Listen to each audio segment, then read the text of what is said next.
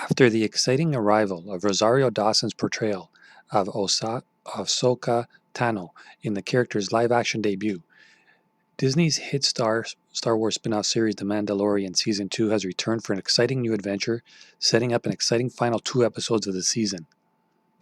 After being told by Ahsoka Tano to head to the planet of Typhon in search of an ancient Jedi temple, Mando and Grogu are flying through space, with the bounty hunter having the child practice his Force skills with the ball from the ship, with Mando also telling him that if they find a Jedi, Grogu will need to go with them for proper training.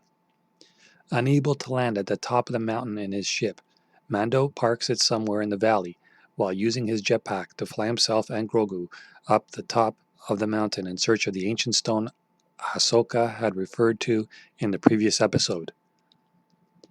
Unsure on how it's all supposed to work, Mando sits Grogu atop the seeing stone while looking around for a possible control switch and is distracted by the arrival of the slave eye, only to turn around and see the child is now using his powers properly on the stone, creating an impenetrable force field around him.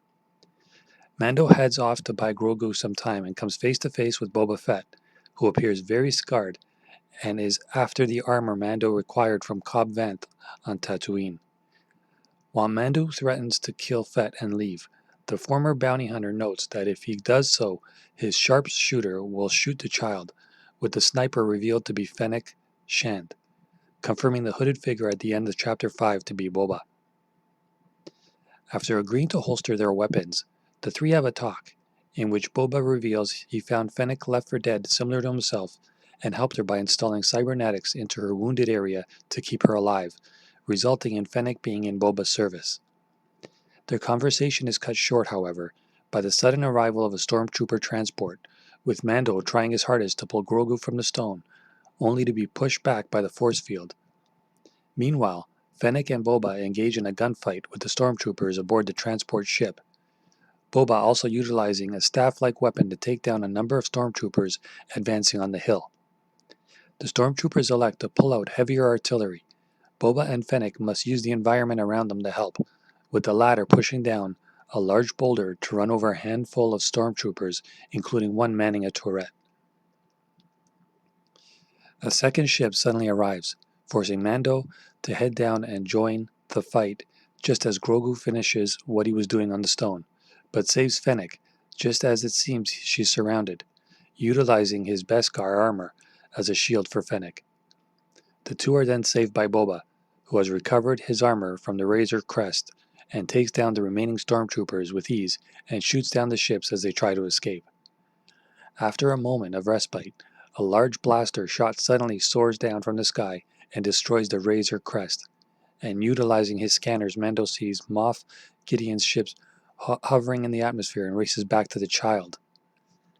As they race back to Grogu, Gideon engages his Dark Troopers, a group of robotic soldiers who descend on the mountaintop and kidnap the child just as he awakens. And without his jetpack, Mando can do nothing but watch. Though Boba is prepared to shoot down the trooper carrying Grogu, Mando asks him to pull back, and Boba follows them to Gideon's ship and stating that the Empire are back, as he notices it to be an Imperial cruiser. Rummaging through the ashy remains of his ship, Mando is able to find the Beskar spear Ahsoka gave to him, as well as a metallic ball beloved by Grogu. Boba shows Mando his chain code that's been encoded in his armor and confirms his father Jango was a foundling and fought in the Mandalorian civil wars, assuring Mando the armor belongs to Boba. Given the initial trade deal was for the safety of the child for the armor, Boba and Fennec believe themselves to be in Mando's debt and insist on helping him track down the child. In need of assistance from more than just Boba and Fennec, Mando and the group head back to Navarro and reunite with Cara Dune, now Marshal for the New Republic in town, in search of someone in the prison registry revealed to be Migs Mayfield, who was last seen left by Mando to rot aboard a prison ship in the Delestri system. Mayfield is currently serving 50 years in the Carthon chop fields for springing a prisoner and being an accessory to the death of a New Republic officer.